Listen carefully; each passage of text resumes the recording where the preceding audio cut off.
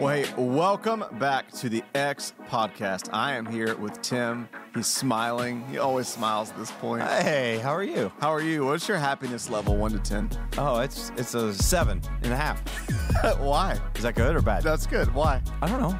I'm fine. I'm happy. What would make you even happier? What would make me even happier? Yeah. Do this more often? Yes. If I did this more often. Yeah. If we did this from a beach. From a beach? That would be amazing. That'd be pretty cool, right? That'd be really fun. I mean. Well, I heard you make a comment last week that you kicked me off. Well, okay, or you were gone for the week. Yeah, So I was going to say, I didn't love, the narrative really was that I was out of town, Yes. so you had to settle and tearfully interview Yes. without me. I did. It was not the but same. you made it through. We did. I saw the Kleenexes tucked under the table that you used sparingly, but no, it was amazing. It was so...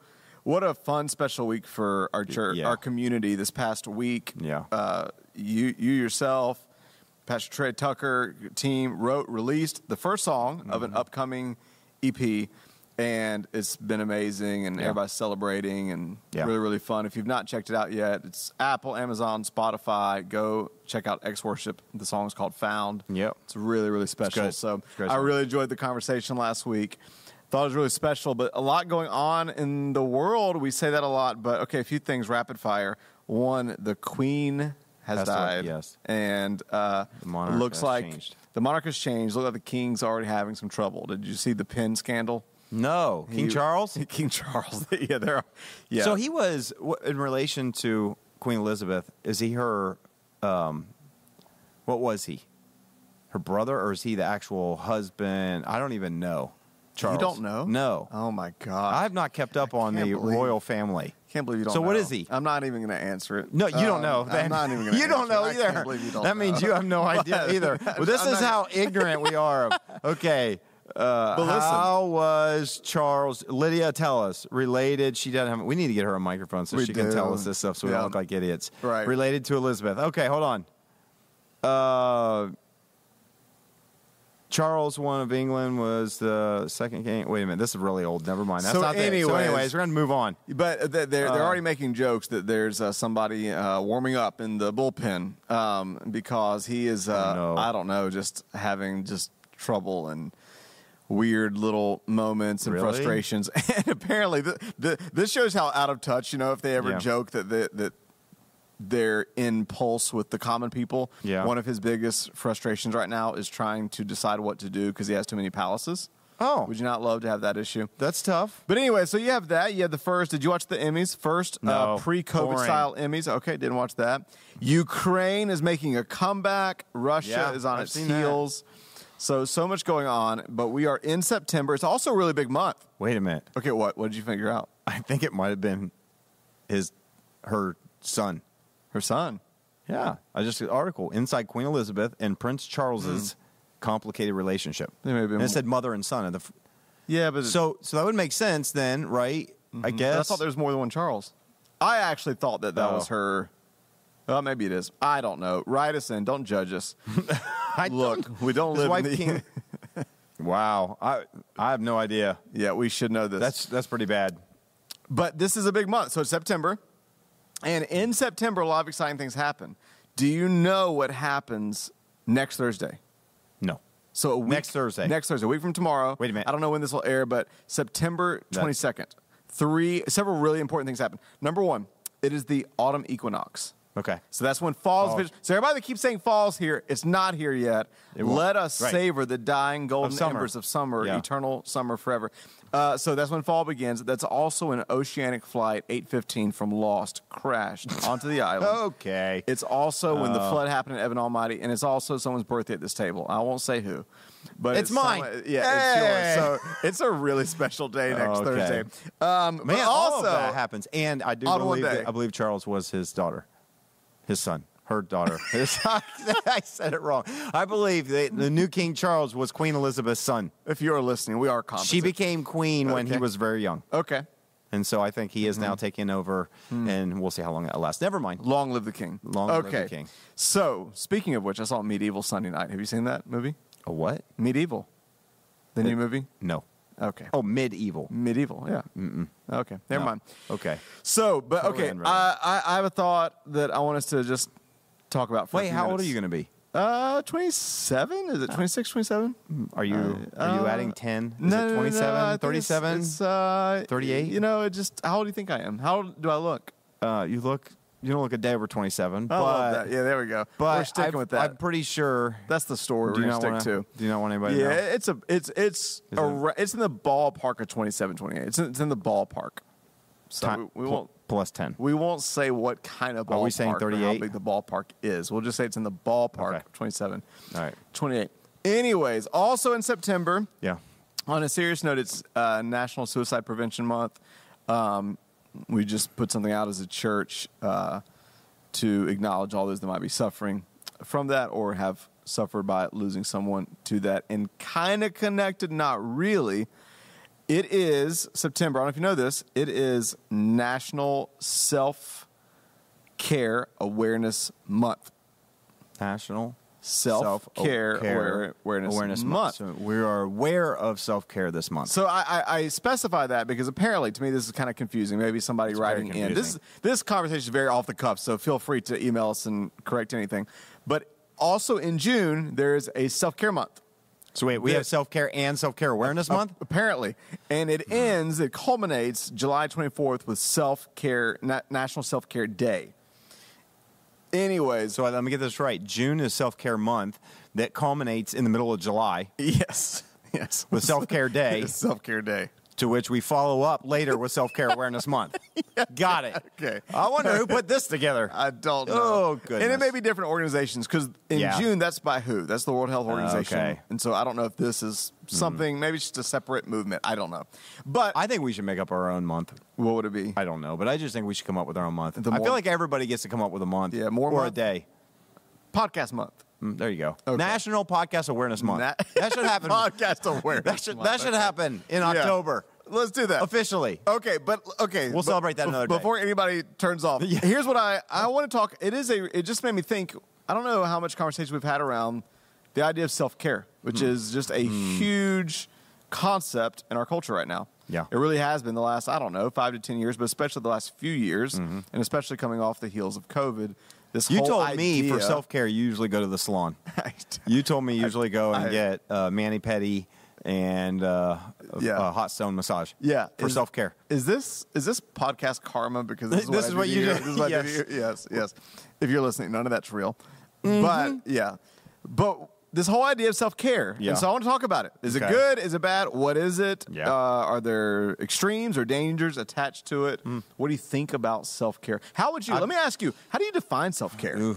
Because I almost feel like it's like Enneagram. You know, there's people that spiritualize and even in professional counseling have deep roots of Enneagram, but then there's kind of like the pop culture version of Enneagram that there's Instagram pages. What does a Tuesday look like for a 3? You know, what does a Thursday, what does a day off look like? You know, so I feel like there's kind of a pop culture version of self-care, and then there's some people that would dig deeper into it. How do you, when you think of self-care, what do you think of? I will say I feel like it's a little bit more of a newer, meaning the last 10 years of a concept that I've heard. Before that, I feel like growing up, never ever heard anything about you need to take care of yourself. Like your parents never said, Timmy, no, you need to practice self-care today. Never once. That never didn't sound like that either. So it just wasn't a thing growing up. But that doesn't mean that it's not important. Right. You know, it can sometimes take us a long time to figure out that we need to do things differently. And so, you know, I feel like I ran into confronted this concept when I did an extended period of counseling. Before that, I don't think I would have ever really thought about self-care. Yeah. I don't, you know, and I'm not trying to sound like, oh, I'm a selfless person. It was not a concept. You just, you go to work, you do what you got to do. You just don't think about those things. Now, I think in many ways I practice a lot of things of self-care without even labeling it then. I didn't know. Like some of the things that I do like out of enjoying. I don't do hot yoga, but okay. But some of the things like working out, some hobbies, things like that.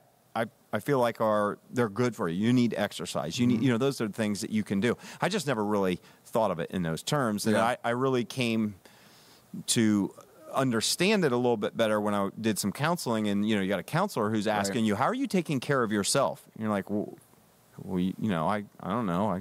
Whatever, and so being confronted with, hey, especially if you're in a season where you're not healthy emotionally or whatever, right. I think it was really highlighted, you need to, and counselors saying all the time, you need to make sure that you're getting rest. Okay, you're working out, you're doing that, good. You need to make sure you keep working out. Right. You need to make sure that you're getting rest. You need, what are you eating? What are you doing for fun? Mm-hmm. Are you going and doing things for fun? And I think definitely when you're talking about going through seasons where you're feeling a little depressed, you're feeling emotionally overwhelmed, you're feeling like anxiety, right. that I think that is one of the practices that people often recommend. We're not going to medication. We're, with that, you're trying to bring some health into your body and taking care of yourself. And so I feel like it was a fairly new concept. I still don't think to myself, wow, I need some self-care. Yeah. I don't, I got to be honest with you, never crosses my mind, even in Self-Care Awareness Month. Okay, I don't. I feel like you're making so light. I'm not making light. I'm literally telling you that I don't think that way. Well, maybe I'm just laughing because I know you, and it is pretty funny to imagine you sitting around. I need to take care of myself better, but it is important. But you know what? Part of that could be, not to be all Enneagram, but since I mentioned it, you're an Enneagram 3. Yeah. And they say that if America, so to speak, had an overall Enneagram number, it would be Enneagram 3. Yeah. So Achiever. America, by kind of default right now, the spirit is very type A, driven, ambitious. Yeah. If there's any country in the world that could be in danger of, as Jesus says, gaining the world but losing your soul, it is America. Agree. And then in modern civilized society, developed nations right now, we talk about it ad nauseum, but we are in societies right now that are very noise bombarded, frantic, fast paced, consumeristic, driven, little time for reflection, little time to actually think deeply, little time in nature and all these things. And so it makes sense in a way that there would be this movement for self-care, which really I think is primarily kind of a secular movement. It's interesting. I listened to a TED Talk kind of on the way here, knowing we would be talking about this probably, by Rebecca Winter. And she mentioned, I think she's actually a psychologist, but she mentioned that a lot of times when people think self-care, they think a day at the spa. Right. Or they think anything that's pumpkin flavored. and she argued, I mean, who really knows what, I think it's one. I don't think self-care is a monolith. I think people view it differently, even define it differently. But she would argue that that's not self-care, and I actually think she gave a definition worth holding on to. She said self-care is the deliberate act of caring for your well-being through restorative acts. No, I like that. And she said that really we practice self-care because we have so much stress through emotions and so much stress through life and noise and busyness. And she argued that a lot of those stressors that we feel is because of what we put in our bodies, what we eat and consume, and the thoughts that we think and the choices that we make. And she actually started the whole TED Talk by having people put their phone away, put their feet flat on the floor, and then you can practice this wherever you're listening at, and then breathe in deeply through your nose, and then exhale through your mouth. And then one more time. And close your eyes. And then she got done, and she said that. Okay, the face. I'm done. Sorry. That you're making. No, I'm doing it. She said that is self-care, and she argued. Really, breathing? She said. Well, she said for her self-care. Is, and she's a busy mom and wife in D.C. Runs businesses. She said for her, this is not coming from a faith standpoint. Sure. She said for her self-care, the foundation of it was what she ate, fruits and vegetables mainly. And she said the three biggest stressors in anyone's life that they can put in their body are sugar, alcohol, and excess caffeine. You mean those when we're stressed? That's what people go to. Well, or they say they create stress. That creates stress, and ironically, that's what Americans consume the most of. She said, which is a really for me would be sugar out of those. Yeah, that's my nemesis. Sugar. I don't drink caffeine or alcohol very much at all. Yeah, sugar. Yeah. I can be tempted with some sugar. And so she said for her, the basis of self-care was a diet rich in fruits and vegetables, and then lots of fruit. Yeah, sugar. Lots of fruit. Okay. And then, well, it's different. Oh, you mean different kind of sugar. Yeah, that's fructose. No, okay. And then 3 restorative acts a day, 1 being stillness, breathing. quiet. Okay. So breathing, a moment to silence the noise. I guess I kind of do that when I do my devotional time. Moment of gratitude. And then the second thing would be exercise, even if it's just 10 minutes a day. I do that. And then the third thing would be time in nature. I don't always do that. And she quoted almost like what we talked about with John Eldredge about how Americans tend to spend 93% of the time indoors. Yeah. And studies show time in nature, what it does to your mood, what it does to your health, what it does to your immune system. Well, I guess based on some of those things, I probably do have a habit of doing those things and would have not labeled them that. Right, because you take long walks in the forest every day. Usually. Where's there a forest around here? Someone help me. I don't even know where there is one. I don't spend a lot of time in nature on a regular basis. Yeah. I did when we went to Colorado. That was awesome. Yep. In Utah. Really enjoyed it. It does almost, you go up in the mountains of Colorado and it's almost a spiritual experience. And there's a reason for that, right? Yep. I don't do that one, but I probably do have the moments pretty consistently of quietness. Mm-hmm. Usually early in the morning, no one's up, where I will take time and have like a devotional, spiritual type of time where I'll read the Bible, where I may pray, I may sit there. I sometimes do the John Eldredge's Resilience pod app. Yeah. We'll sit there and reflect on that. So I guess I probably do create a little bit of a rhythm of that in my life. And then I work out I try to at least 4 times a week. Mm-hmm.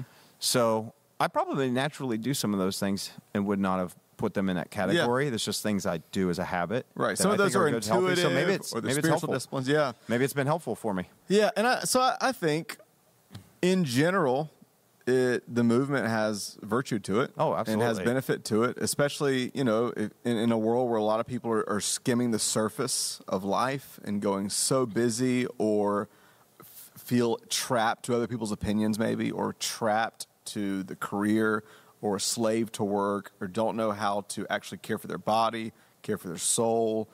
The idea of prioritizing value and care for yourself is a really, really good thing. I think, one of the things that I always want to do from a faith perspective as a follower of Jesus, whenever there's any kind of movement in culture, is I think sometimes it can be really easy to just outright reject something that's going on in culture, or just unthinkingly, uncritically swallow it whole. Right. And so, for me, one of the reasons I want to have this conversation is because I just think, one of the reasons we do this podcast is how can we give a space to think critically and to, I love the phrase, it's cliche, but eat the fish and spit out the bones. Mm-hmm. How do I, as a follower of Jesus... I don't like fish. You don't like fish anyways, but how do I, as a follower of Jesus, take whatever's going on in culture and take it through the filter of Scripture and say, what can I keep, what can I throw away? And so I want to start with saying, in my opinion, there's a lot of good things about this. If this is almost like a secular movement of how to not gain the world but lose your soul, or how to actually prioritize being present, being still, caring for yourself, valuing yourself. I was thinking it really depends on personality types. Go back to the Enneagram. And Enneagram's more than personality, obviously, but I know a lot of Enneagram 2s that a lot of their bent is so others focused, which is amazing. Yeah. But a lot of the 2s I know in life are so big hearted that the last person they ever think about making sure is okay is themselves. I think this is going to be true for a lot of moms I know. Mm-hmm. A lot of people, they become moms and maternally, instinctually, just naturally, in the way they're designed and wired by God, is that they're caring and their priorities shift to their kids, which is amazing. But in our humanity, all of us can go into extremes and excesses and neglect, and so, anyways, I think there's a lot to if we're putting this whole. It's not a monolith, but if we're putting the whole concept of self-care under the microscope and the filter, and we're kind of looking at it critically, what would you say could be some potential pitfalls or excesses? Let me just say, okay, I can think of a couple, but let me just say before that, I always find it fascinating when culture starts to catch up to Scripture, because that's all we're hearing about this, and I think a lot of it has come out of the last decade of seeing anxiety on the rise since 2013, seeing there was a shift, generational shift. Right. There's, things like that. And we've seen through social media and other forms that impact our psyche and our emotions. And so it's funny to me. I mean, I do feel like there's a picture in Scripture that we see that kind of values the same thing. I mean, it's the reason why what was modeled for us by God was that, you take a day off. You work 6 days, you take a day off. You have to replenish, you have to restore. The whole idea of God establishing that for the nation of Israel coming out of Egypt is because they lived in slavery. And so you're not going. I don't want you to live under that kind of intensity, and that you're not designed for that. And that whole, we've said it before, the whole idea of us being human beings, not human doings. And so like in Matthew 11:28, where Jesus, come to me all who are weary and heavy laden, I'll give you rest. And I did a message on it not long ago talking about the idea of a trellis, where Jesus says, I have ways, rhythms of grace before self-care. I just think it's a brilliant point you're making, because before self-care was ever invented in modern pop psychology, so to speak, Jesus had rhythms that for thousands of years, people that followed him would practice: silence and solitude, Sabbath, nature, reflection, fasting, these kind of things that would replenish their souls. Yeah. And some of those fly in the face.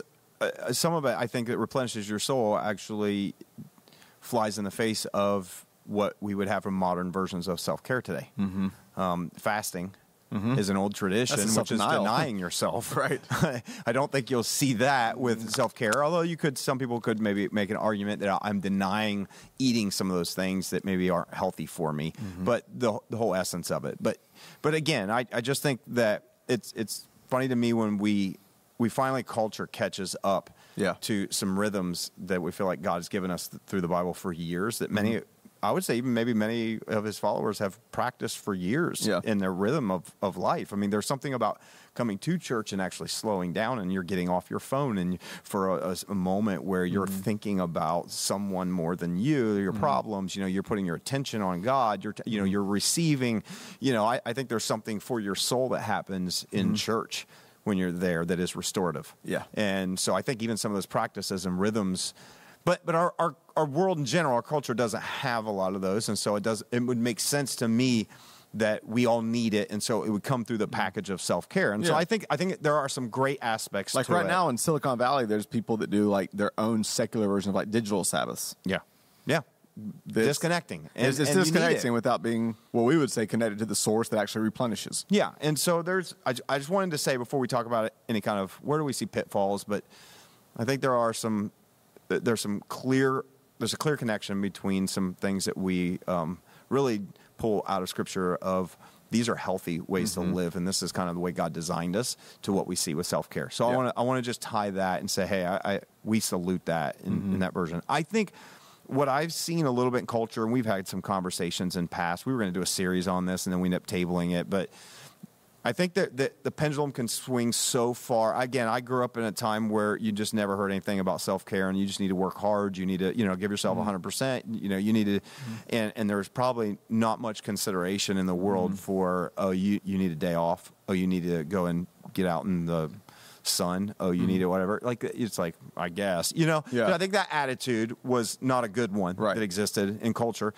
And then I think because of what's happened, we just have to be careful we don't swing it so far that we move from self-care to I don't know, putting self first. Yeah. I don't know the term for that. Like you said, self-indulgence. Moving. I know in this podcast we try not to just try not to talk in always like biblical or spiritual language on a regular, because we want this to make sense and help anybody, but I think there's a difference when yourself becomes an idol or yourself becomes the most important thing. Then I think that when it swings so far to that end, I think you're moving back against some of the things that we feel like Jesus said to do, and about what it means to live for others, what it means to love others. And then some would say you can't love others if you don't love yourself. There's some truth to that.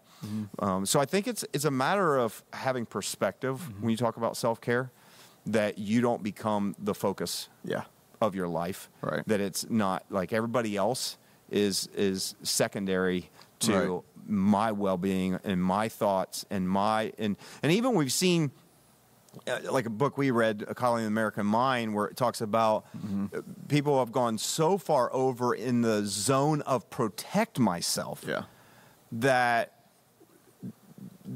to be challenged, to be confronted, to have ideas that conflict with what I've been raised to believe or whatever feels almost offensive. Right. Where colleges and universities and people crying for safe spaces and crying for, you know what I mean? Like, no, that's damaging to even hear your idea if it's different. I think what I guess is almost that protection of self. That, you know what I mean? I just think we have to be careful, because it is a little bit, when you add social media, you add influencers, you add all this in a way posts, it can become a little bit of a slippery slope. Right. That can slide right into, you know, that whole idea of like self-actualization to I don't know, just being absorbed with self and losing focus of, you know, what real life looks like and what it looks like to serve others, to love others, to, you know. So I don't know. I don't know how to frame that. I guess I don't know. I don't know if you have any examples that come to your mind. First, I think, you know, there's this old theologian kind of on the faith framework, A.W. Tozer, who once made this statement I've never been able to shake from my soul. He said there's been grave error. He wrote this in the 1950s. He said there's grave error today, not so much as in doctrine as in emphasis. And that always hit me. Yeah. Because I'm like, something can be right, but be emphasized and focused on to an extreme that it becomes wrong. And so that may be, assuming all the altruism and the pure goodness of the self-care movement. I don't know that it's all pure, but assuming even its goodness, when that becomes a focus and it just seems such a huge... Look, all of us, again, from a faith framework, all of our biggest tendencies is the evil of self on the throne. Like you said, the idolatry of self. You know, even a lot of our insecurities. Not to, again, to quote a message I did, but because it spoke so much to me and what I've walked through. Like we talked about how the roots of pride and insecurity are the same thing. It's the preoccupation with self. Yeah. That the evil that goes through all of our blood and causes all of our issues is the disease of self, the idol of self. And so it's a tricky thing when you talk about self. Yeah. Because Scripture warns against the loathing of self. So we're not supposed to they're supposed to be, and like you said, Jesus says to love your neighbor as you love yourself. Yeah. So there's got to be a healthy esteem. There's got to be a way that we see ourselves through God's eyes, and that there's a healthy, strong esteem.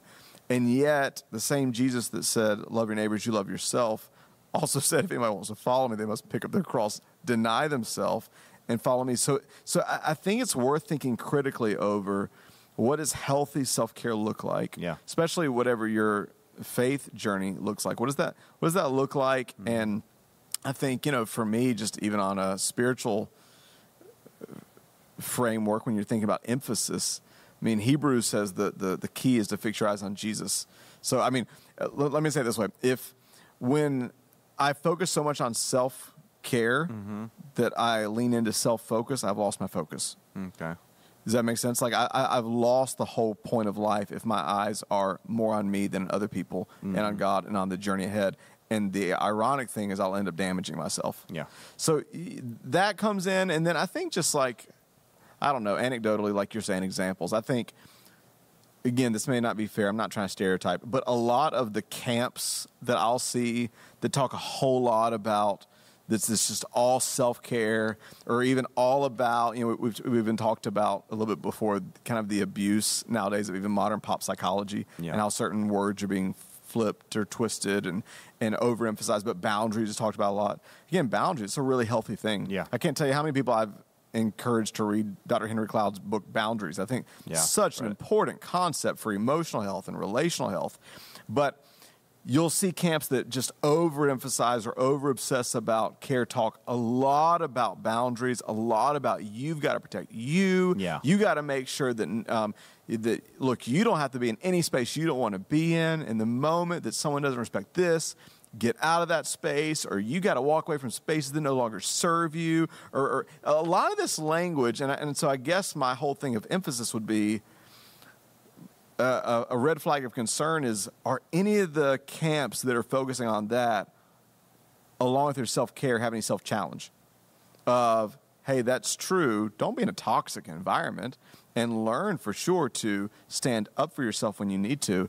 But where is also the challenge of, but hey, learn to stick it out when things get tough. Mm-hmm. Hey, learn to navigate conflict. Hey, learn to. I met with somebody that was thinking about coming to our church about a month ago, and I was encouraging them to the importance of diving into community and how healthy that is. And they said, they literally asked me, which props to them. They said, well, hey, what if somebody offends me, because that happened to me before? And I said, yeah, if someone offends you, that'll probably be good for you. They're like, wait, what? I said, yeah. How are you going to learn to forgive if you're never offended? Mm-hmm. And how are you going to learn to actually put deep roots in community and forge real bonds and grow in your character and actually have a moment to exhibit and grow in the fruits of the Spirit of peace, patience, kindness, joy, if you never have friction to be able to grow?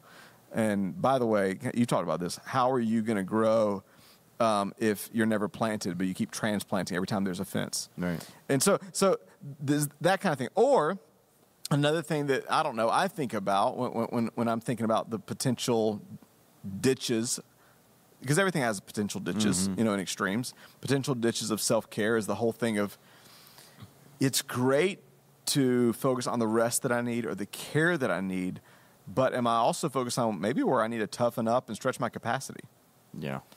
Maybe this is I need to work hard. Yeah, I think I told you before, there's people I've known that have talked a lot about self-care that I've never hear use the word self-development.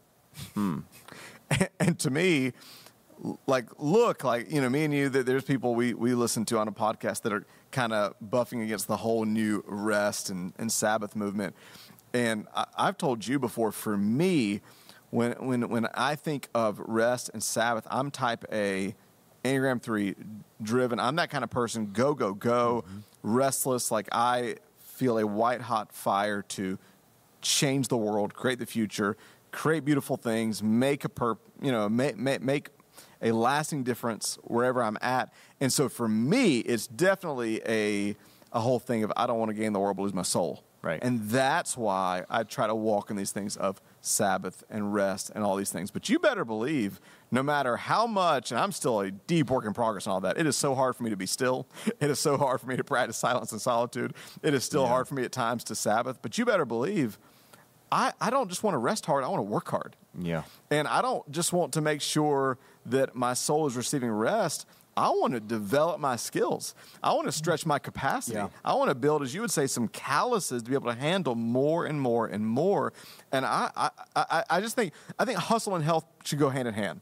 I just think when I look through Scripture, I see days and weeks where Jesus and the disciples the Bible said they didn't even sleep. They worked all night. They traveled all night. They hustled and hustled and hustled. And then Jesus went up alone to a mountain. Yeah. And replenished and restored. Is that self-care for him? I don't think he would describe it like that, but I do think that is soul care. I think it's soul care. I think hustle and health. I like that word a little bit better. I don't know if any of that rambling helps. Yeah, I understand. I like the I think you draw a couple good points for sure out of the the whole idea of developing. I just, what we've seen is that slide from what starts off as can be really positive, really good. Hey, we've got a lot of people that are dealing with a lot of stuff, and you need the importance of, are you not taking care of yourself? And there's probably seasons, a lot of people, they're not taking care of themselves. Yes. They're staying up all night. Yeah. They're burning the candle at both ends. Right. They might be abusing alcohol, sugar, whatever it might be, and their body, their mental, their emotional is falling apart and going. Which John Edwards not would say, prioritizing. But John Edwards would say they're opting for relief instead of restoration. Yes. And so to go back to what Rebecca Winter said, it's about restoring our soul. I think it's restoring our body. Yeah, it's restoring our mind. It's all of those things. Why? Because we're constantly using it. We use energy. You know what I mean? Yeah. We're burning something. Our bodies, every time we're awake, we're doing stuff. Our minds, when we're awake, are constantly spinning. Our soul, our emotions, the interactions with others, the way we're impacted by what's going on in the world around us, the way we have the internal dialogue that never seems to slow down and quiet down. The only time when we get a break from that is when we sleep. Yeah. The only time when your consciousness goes lights out, except for when there's dreams and you don't even know what's going on. Yeah. And so, again, that's one reason that self-care will talk about you need to sleep, right? Because your body needs replenishment. And I think in the same way, though, your mind needs replenishment, your soul needs replenishment, and your emotions. And so I think it's a really important topic for us for people to make sure they have, I think, healthy life and rhythms. But we have to be careful that our mindset and our emphasis doesn't go so far onto self that we lose that sense of or that becomes self-protection where it's like, I can't be challenged. Because then you when we were thinking about the series, I wrote down a line, and I remember I wrote down this line that there's a fine line between letting a bone heal and a muscle atrophy. Mm-hmm. Physically, if you're recovering from a broken arm or a surgery or whatever, depending on the extent of the injury, you need time for it to heal. But if so much time goes by, your muscles atrophy. And I'm afraid I'm not the first to say it. I'm afraid, especially coming off, 2020, that there's a lot of our muscles that are atrophying. Mental muscles, social muscles. I think here's maybe where some of the danger is when it comes to self-care. I think a dangerous extreme of self-care could be, I don't feel like, I'm just feeling really weak today. I'm feeling really tired today, so I'm going to continue to isolate. Yeah. Now, look, everybody's different. There's extroverts and introverts alike, and you need time to recharge, and introverts need more time to recharge. But I just think there's a time where, I'm a big believer, sometimes the things that you need to do to have the greatest level of freedom in your life is to do the opposite of what your flesh wants to do. Yeah. And speaking of sleep, you mentioned sleep. So last night, I did not sleep. I had a procedure yesterday. I laid on my side and did not sleep. And I was watching this YouTube video of John Eldredge. I was telling you a little bit about part of it.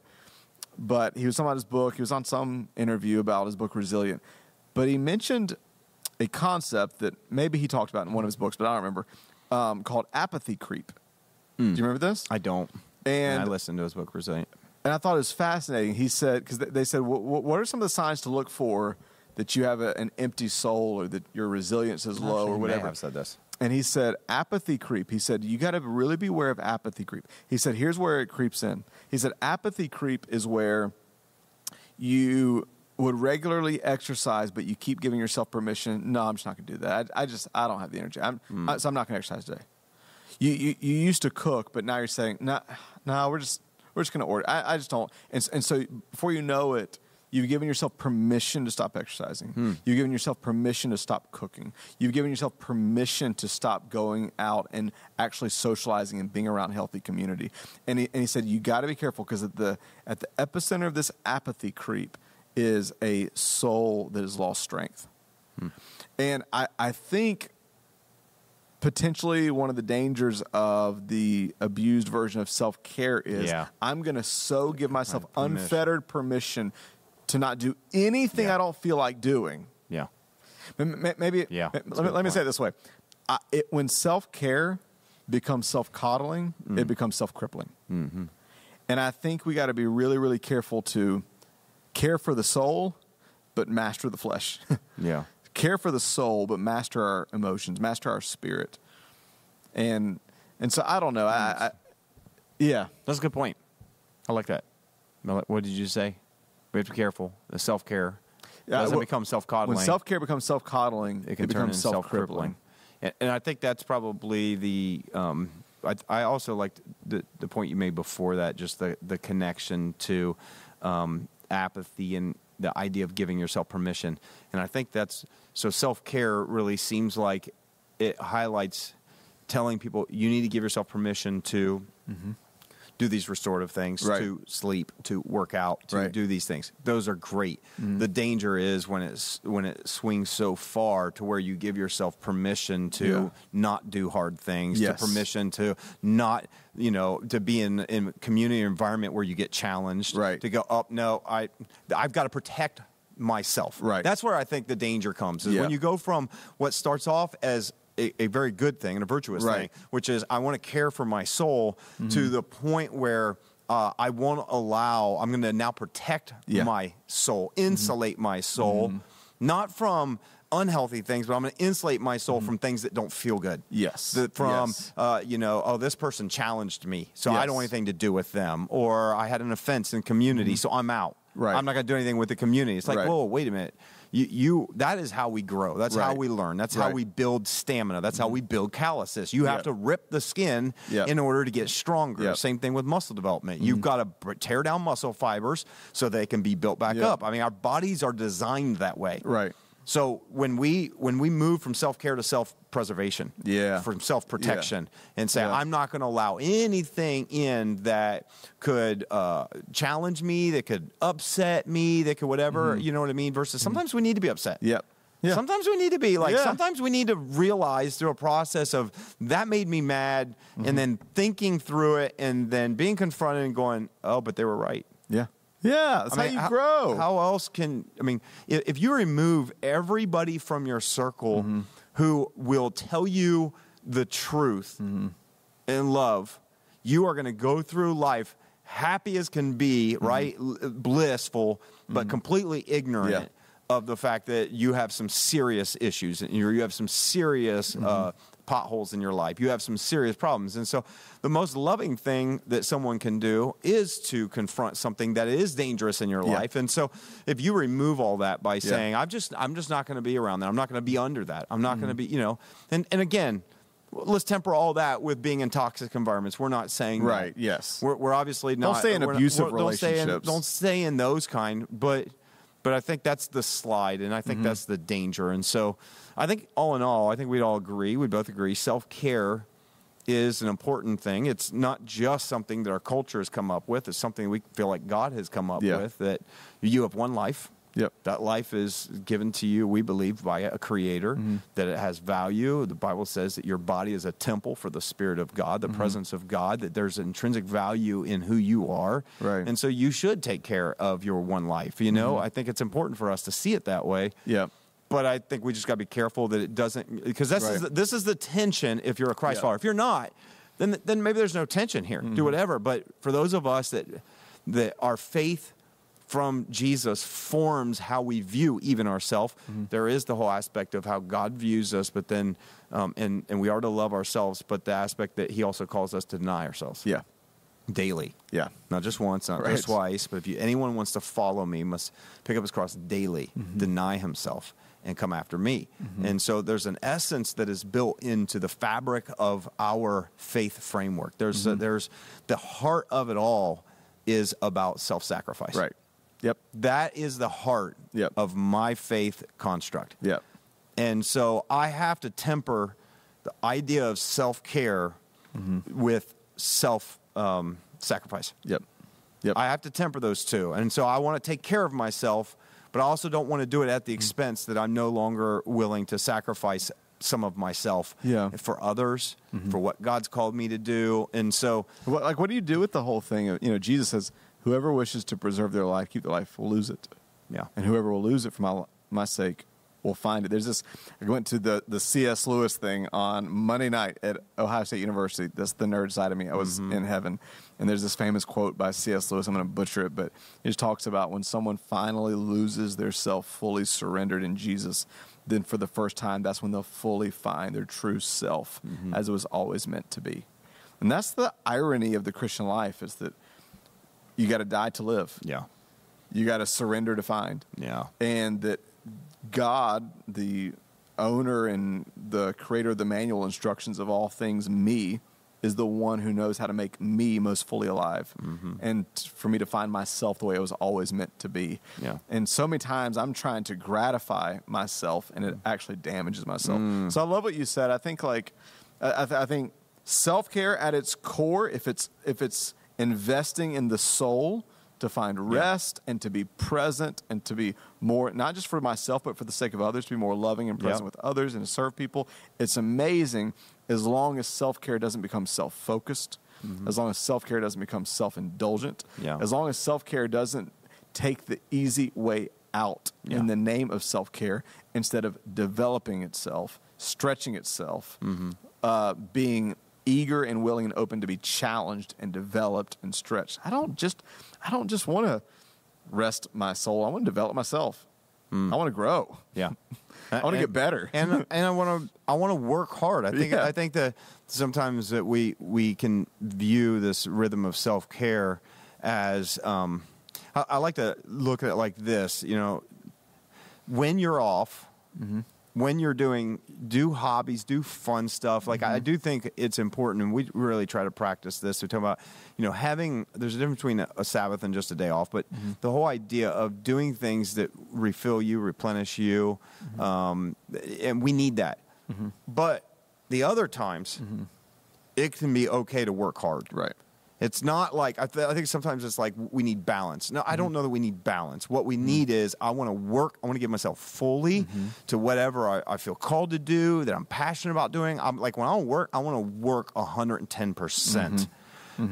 But when I'm going to be off, when I'm going to take time, when I'm going to make sure I'm going to prioritize family time, when I'm going to do that, I'm going to be doing that 110%. Yeah. And I think in general, the reason why we need self-care is because we don't do any of those well. Yeah. We're either not giving ourselves fully at home or at fun or whatever, or we feel like, so true. I'm just saying, this idea of self-care is like when you're at work or when you're doing something, work hard. Yeah. Don't think self-care. Right. Just in that moment. I'm just saying. I'm not saying don't ever. I'm just saying in that moment, don't think I'm going to expend myself. Think I'm going to, I want to get done at the end of the day and feel like I gave everything I had, all of myself to whatever my job, whatever my work is, my mission is, my purpose is. Like I want to feel spent. Yeah, that's good. I think it's important to feel spent. And you know what I mean? And it's important to, we talk about it. It's important while you're doing that. I think it's still important emotionally. How do you still connect with God? How do you still abide with him during the day? How do you still have moments of reflection? But I agree with you. I think a lot of times we don't rest well because we don't work well. Yeah. And then we don't play well because we don't work well and rest well. And I want to work hard, rest hard, play hard. Yeah. Yeah. And I think that ends up, and I just think it's worth thinking about as well. If, again, some people maybe listen to this that are way more in the self-care field and be like, you guys are butchering the whole intent, what we even mean I'm sure by it.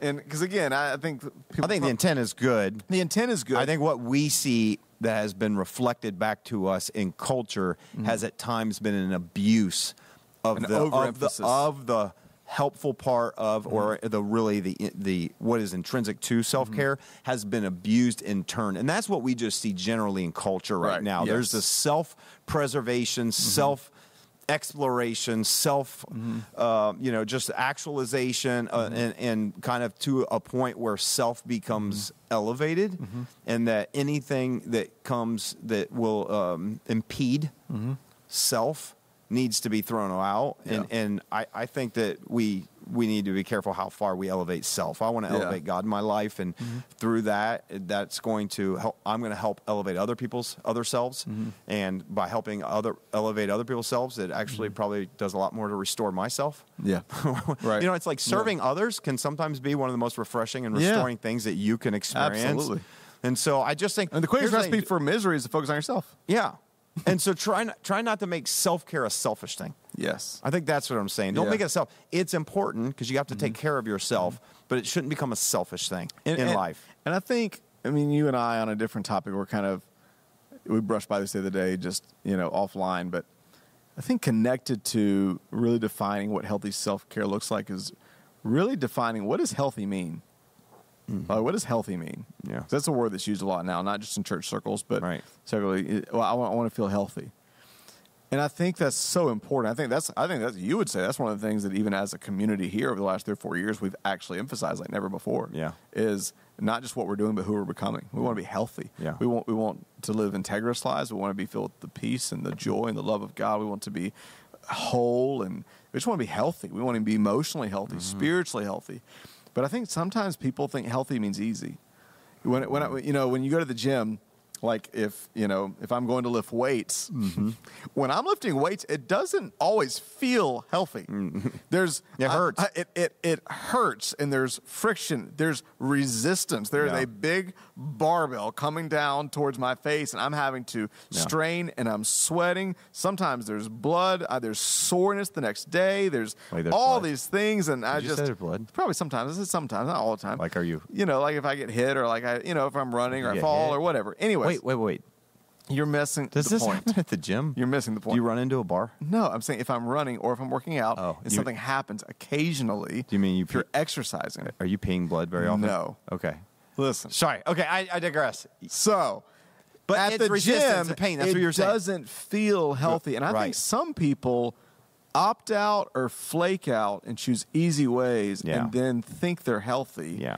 When health, for me, first off, as a Jesus follower, healthy means that I am growing in Jesus, that I am growing in the disciplines of God, that I'm growing in prayer, I'm growing in His Word, I'm growing with the people of God, I'm growing in serving, I'm growing in those things. Yeah.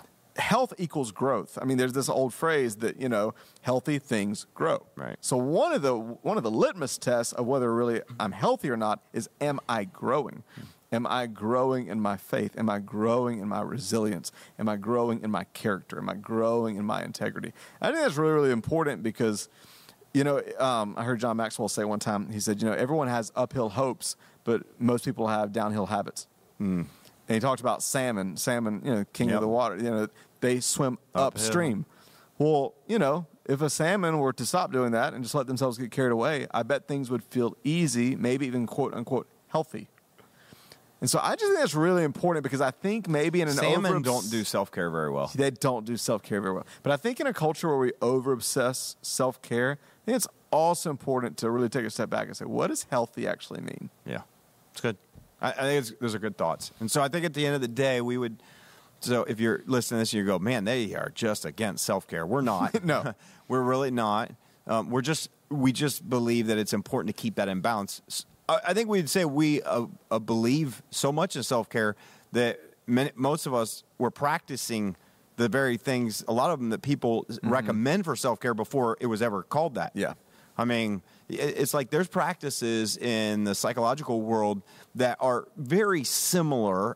Mindfulness, can be very similar to meditation. It's not the same, different. There's the whole idea of being aware of your surroundings, but there's a lot. But it's about being still. It's about getting in touch with your emotions and feelings, but you're exploring your sensory type of awareness of what's around to help you become aware of what's in you. Yep. If I can be aware of what's around me, I'm going to be more aware of what's in me. I think is the basic essence of mindfulness.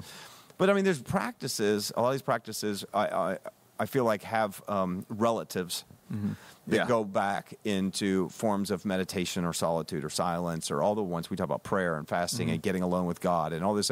So I think that we actually have been practicing self-care. Maybe we'd call it God care back then, but we've been practicing, putting ourselves in position to receive care. Right. And so we're for it. Right.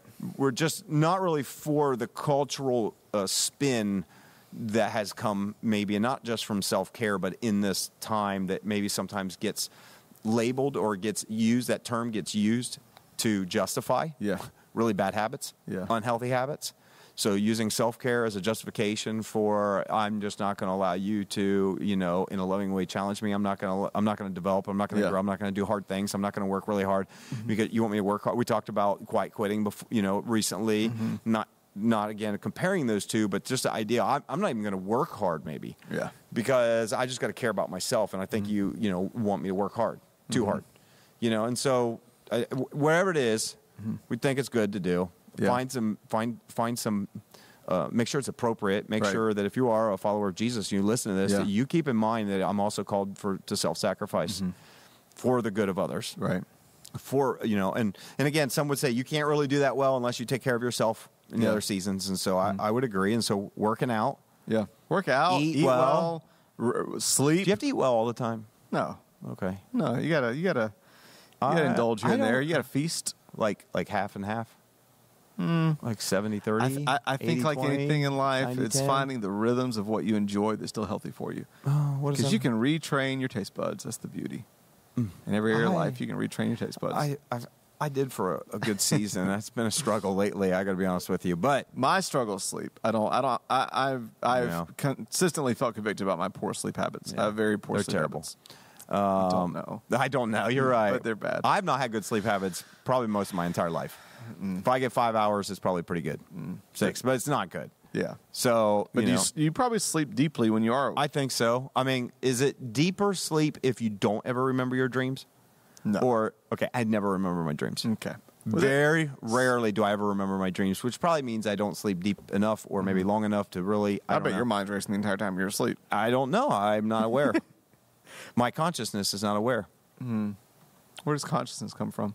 That is a great question. Anyway, we'll save that for another podcast. Maybe. As we close, let me say this. Whether you're a Jesus follower or not, can I tell you one of the things about self-disciplines? For a while they had a bad name because they can sound like a drudgery, this religious, legalistic thing of, I have to do this.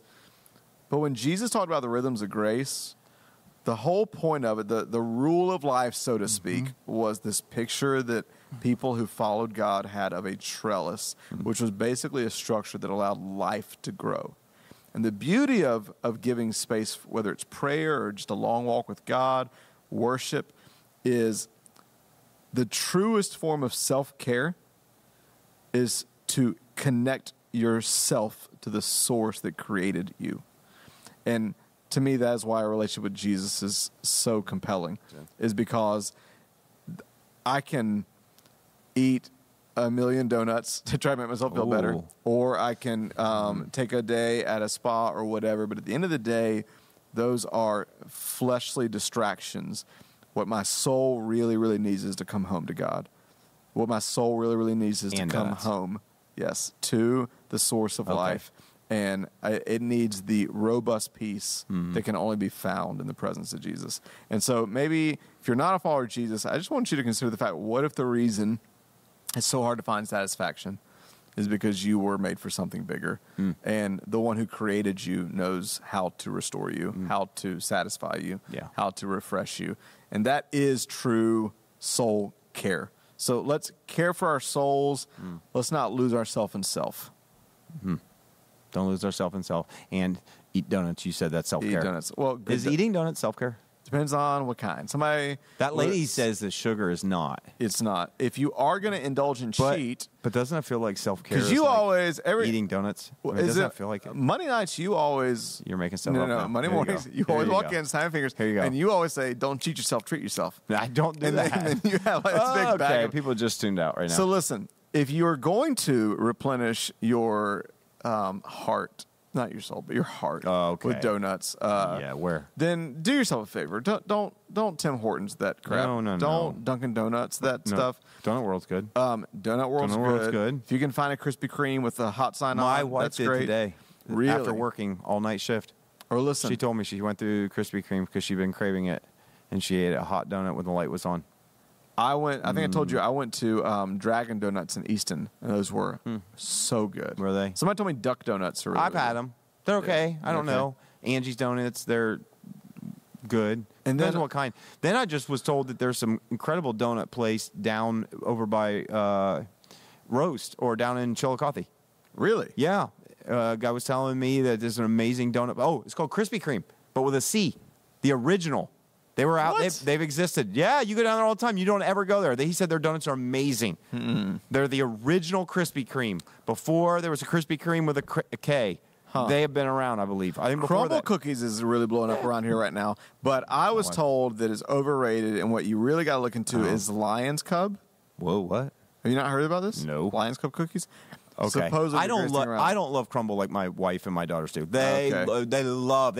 My wife will ask to go to Crumble 3 times a week, and I say no every time. I'm like, I don't want to go. I just kind of don't love them that much. Yeah. But Lions Cub. Lions Cub. Lions Cub. Wait, cookies? Where are they?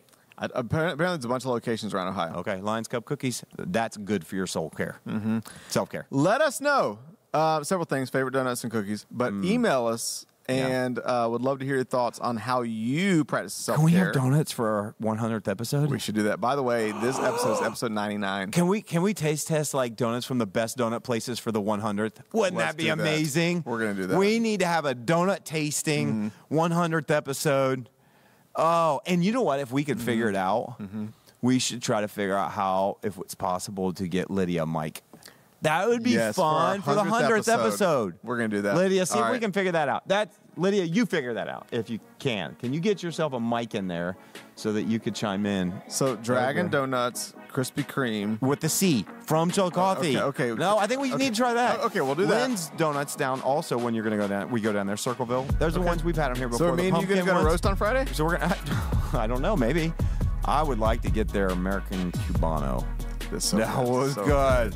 Orla and I have been talking about it. So maybe we will go down there. Meet you down there if you're going down there. I'll hold you to it. I don't know for sure if we are, but we talked about it. Okay. We would like to go. And then we'll get Lion's Cub and a crumble cookie.